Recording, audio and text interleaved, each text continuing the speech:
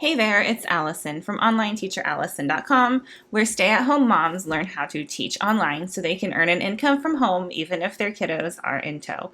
And today I really want to get into what exactly online teaching is because there's kind of two tiers of it.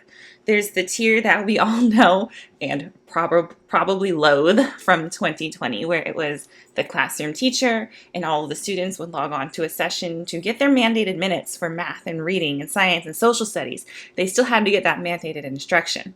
And then there's the tier, which is where you and I fall in, which is kind of the extra. This has nothing to do with school, with your quote unquote normal school, and it has everything to do with the extras, whether it be fun extracurriculars or something your child is interested in that the school system doesn't cover. So, or homeschool. There's a big market for homeschool parents too, where they buy a semester worth of classes and they have their flexibility that way. And that's the tier I'm talking to you about today.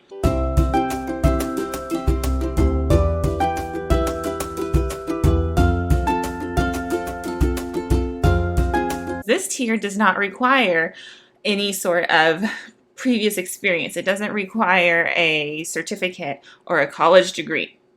Now, some platforms may require those things, but that is not 100%. You have to have it. So, what exactly is online teaching for me and you? What does that look like? Well, it looks like if you're on a platform, one popular grouping of platforms, you could call it, would be the ESL marketplace, the English as a second language. There are tons of those out there. That's where I got my start. I was teaching students in China how to teach English. I was teaching students in China how to speak English, and that's kind of defunct now. It's not that it was proven that it's not effective. It was a law changed in China, and they can't take those classes anymore from us. But there are platforms that cater to students outside of China. There's some I know of in Korea and the Middle East and South America. So if this is something you're interested in, do not let the China laws kind of deter you, because there are still options out there. They're a little harder to find. So stick around until the end, because I do have a link for you that will help match you with where you should get started. And it also looks like, so if you're on a platform like ESL, there's other platforms that aren't specific to ESL, but they probably have a lesson created for you where you follow the slides, you ask the questions, you go through the motions, and there's nothing extra required from you. You log in before, you peruse your slides, and you prepare. You prepare any props, you prepare any games, any rewards, any sort of extra, because once you know those students, you know, oh, that's kind of hard for them, they're going to have trouble, or oh, this is easy, so let's find a way we can make this, level it up for them, right, to meet them at their level. And there's also some platforms like OutSchool, which is very much centralized in the United States. They're global, but that's where the majority of their students are, is in the States. And OutSchool requires you to create your own lessons. Do not let that scare you off, because they have different ways to help you. They have kind of some trainings and they have some guidelines, and then they approve the lesson. So once they like it, you'll be fine and you'll get better at kind of writing the lesson so it gets approved quicker. So with OutSchool, you think of your expertise and what you enjoy and what you want to teach, and you create a lesson around that. And it's nothing crazy. It can be one lesson for 20 minutes. It can be 3 lessons, Monday, Wednesday, Friday, and you're done. Or it can be something you meet every week. You kind of set that for a 20-week kind of schedule, for example, and then you reset it. It's really up to you, and I would really encourage you to kind of peruse the website, because that'll help really make it a little more clear. So when I've taught on OutSchool, I've done one-off classes, and I've also done 1 week, we met 3 days, and then another one, it was poetry, and we met Monday through Friday for a week. And I've also done one ongoing class where we just met every Tuesday and Thursday. I don't remember the exact days, but at 8 a.m., whatever it was. And we just met and we kept going and we kept going. And it was the same topic, but it made it easy. So while you do have to plan lessons, once it's planned, it's planned. You don't have to spend any more time before every lesson getting things ready, because you have your visuals, you have any printouts you want them to have, you have all of your stuff ready to go. So how can you make money doing this? Well, you get paid per class that you book. So I'm going to use the ESL marketplace as an example again. For ESL, they had a set rate per class. So whatever class you successfully finished, you earned your flat rate. I'm going to lowball it on purpose. It was $5. It was higher than that, but let's just make that a low, easy number to work with, right?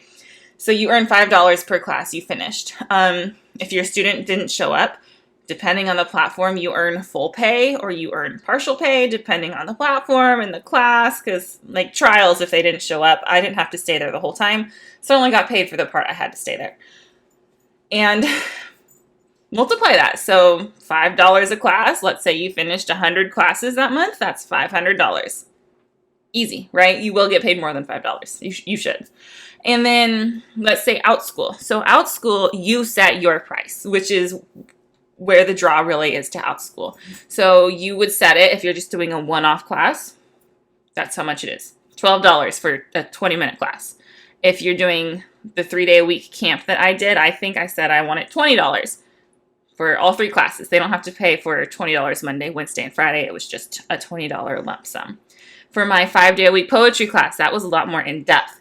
I had a lot more, I had printouts, I had slides, I just had a lot more with it, and it created a lot more planning time. So I actually charged $50 for that week, and we met for 30 minutes to an hour. So for 5 days of instruction, we'll call it 45 minutes, meet in the middle, it was $50 every kid that wanted to enroll.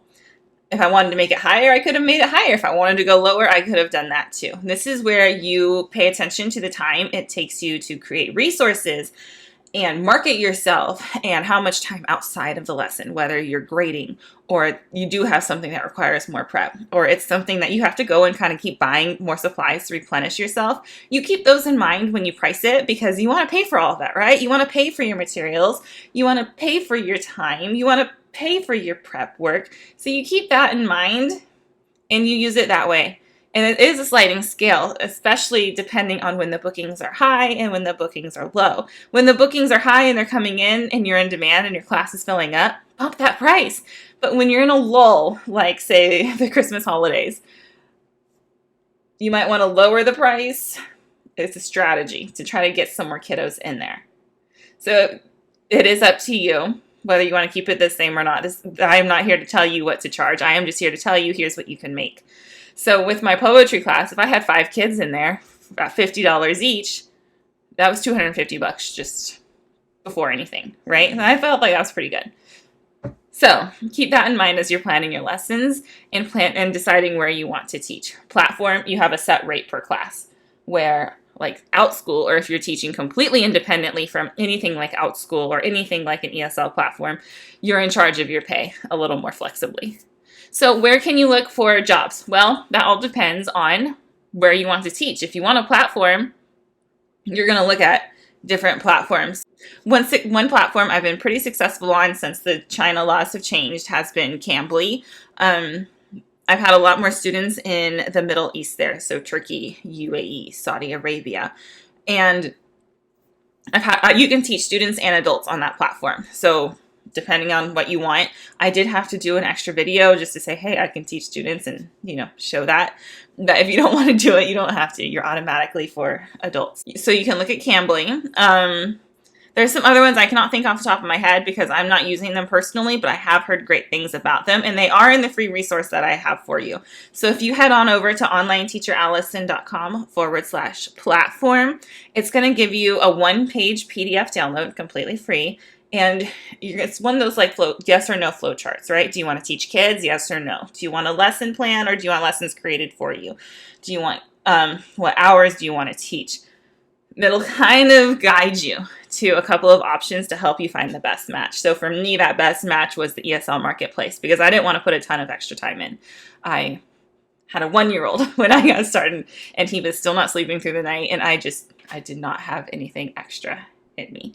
So if you head on over again to onlineteacherallison.com/platform, that will get you your free download, and it will help you decide where you want to start. And as you keep looking into it, that'll help you decide on your pay too. So if the ESL marketplace isn't going to pay you what you want, then maybe you look towards OutSchool or being completely independent. Okay. So I hope that was helpful, and I hope that's kind of cleared it up where when I say online teaching, I don't say online teaching as in 2020. We're not talking about the classroom. For a lot of these platforms, you don't need any experience. Some ESL platforms do require a bachelor's degree, but it does not have to be in education. It can be in anything. And others don't require any sort of like advanced education degrees, like a college degree.